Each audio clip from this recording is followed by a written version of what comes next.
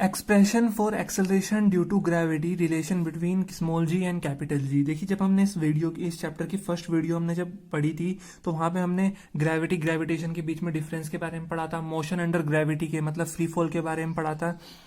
And वहां पे हमने बात की थी एक्सेलरेशन ड्यू टू ग्रेविटी की। वहां पे हमने समझा था एक्सेलरेशन ड्यू टू ग्रेविटी क्या होती है, उसकी वैल्यू जानी थी और उसके डेफिनेशन के बारे में पढ़ा था। लेकिन आज हम जो है उस जी की वैल्यू, जी का फॉर्मूला डिराइव करेंगे और यहाँ पे कुछ कॉन्सेप्ट्स जो है वो गेन करेंगे और साथ साथ अर्थ की मास और अर्थ की डेंसिटी के बारे में भी बात करेंगे।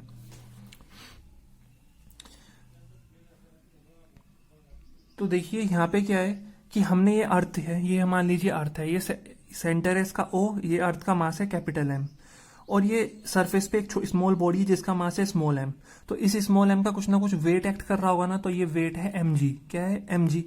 अब ये अर्थ है और ये बॉडी है, मान लीजिए हम ही है अर्थ के सरफेस पे, हम अर्थ के पे खड़े हुए हैं, तो हमारे और अर्थ के बीच में क्या लगेगा? ग्रेविटी लगेगी, ग्रेविटेशनल फोर्स लगेगा। और न्यूटन्स के अकॉर्डिंग वो फोर्स किसके बराबर होता है? G M m upon R square.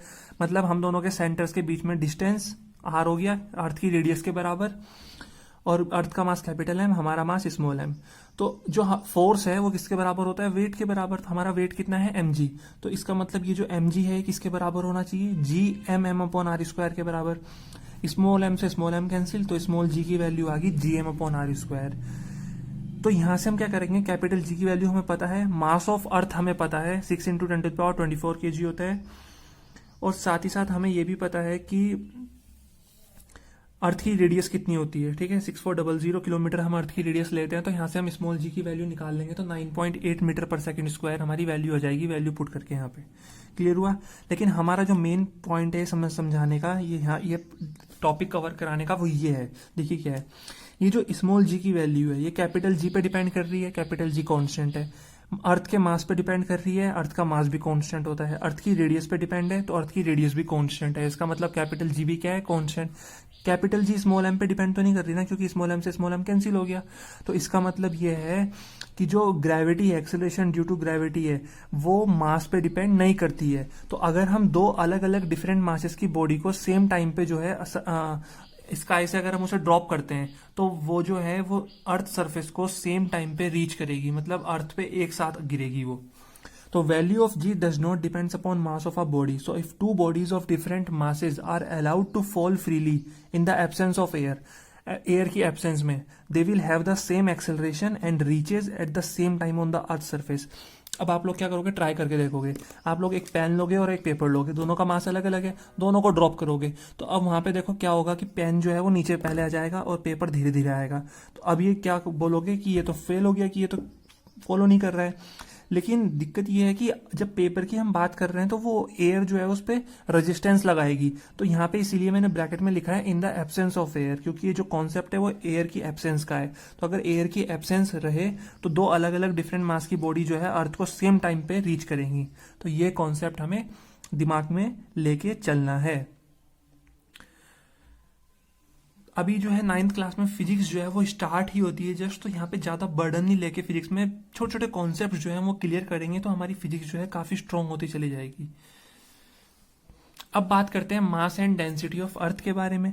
तो जैसे यहाँ से वैल्यू पुट करके हम जी की वैल्यू निकाल सकते हैं, तो अगर हमें स्मॉल जी की वैल्यू पता है तो हम मास ऑफ अर्थ भी निकाल सकते हैं सेम फॉर्मूले को रिवर्स करके, इस तरह से। ठीक है, डेंसिटी की अगर बात करें तो मास जो होता है वो वॉल्यूम इंटू डेंसिटी होती है। मास ऑफ अर्थ एम है, वॉल्यूम ऑफ अर्थ हो जाएगी 4/3 पाई आर क्यूब। स्फेयर होता है तो वॉल्यूम ऑफ स्फेयर क्या होती है? 4/3 पाई आर क्यूब। डेंसिटी रो आ गई, तो यहाँ से आर स्क्वायर से आर क्यूब कैंसिल हुआ, आर बचा, तो डेंसिटी का फॉर्मूला आ गया 3g/4 पाई आर जी। अब देखिए स्मॉल जी की वैल्यू हमें मालूम है 9.8 metre per second square. Pi is a constant, value होती है 22/7 मतलब 3.14। Capital R is denotes the radius of earth which is 6 into 10 to the power 20 radius of earth which is equal to 6.4 into 10 to the power 6 metre, जिसे हम 6400 kilometre बोलते हैं। And capital G is known as universal gravitational constant. It has a fixed value of 6.67 into 10 to the power -11 newton metre square per kg square. अब अगर हम इन सब values को उठा के इस फॉर्मूले में डाल देते हैं, तो यहाँ से अर्थ की डेंसिटी जो है, यहाँ से अर्थ की डेंसिटी हमारे पास कितनी आ जाएगी? यहाँ से अर्थ की डेंसिटी हमारे पास आएगी 5.5 into 10 to the power 3 kg पर मीटर क्यूब। क्लियर हुआ? अब यहाँ से एक छोटा सा कॉन्सेप्ट हम सीखेंगे। देखिए, सारा हम कॉन्सेप्ट सीखने के लिए कर रहे हैं, एक नया कंक्लूजन यहाँ से निकालेंगे। वाटर की जो डेंसिटी होती है ना, वो होती है 10⁻³ kg पर मीटर क्यूब, मतलब 1000 kg पर मीटर क्यूब ये होती है। और अर्थ की डेंसिटी आती है 5.5 इंटू 10⁻³ kg पर मीटर क्यूब। तो क्या हम ये नहीं बोल सकते कि the average density of earth is 5.5 times the density of water, मतलब जो वाटर की डेंसिटी होगी उससे 5.5 टाइम्स ज़्यादा होगी अर्थ की डेंसिटी। ये बिल्कुल ईजिली हम ये बोल सकते हैं। तो यहाँ से एक और कॉन्सेप्ट निकल के आया कि density of earth is 5.5 times the density of water. यहाँ से हमें वाटर की डेंसिटी भी मालूम होगी। तो ये हमने बात करी एक्सेलरेशन ड्यू टू ग्रेविटी के एक्सप्रेशन के बारे में, और यहाँ से हमने बहुत सारे कॉन्सेप्ट सीखे।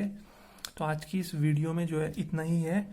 वीडियो पसंद आए तो प्लीज़ शेयर करें, चैनल को सब्सक्राइब कर दें प्लीज़, और कमेंट करके बताएं वीडियो कैसी लगी।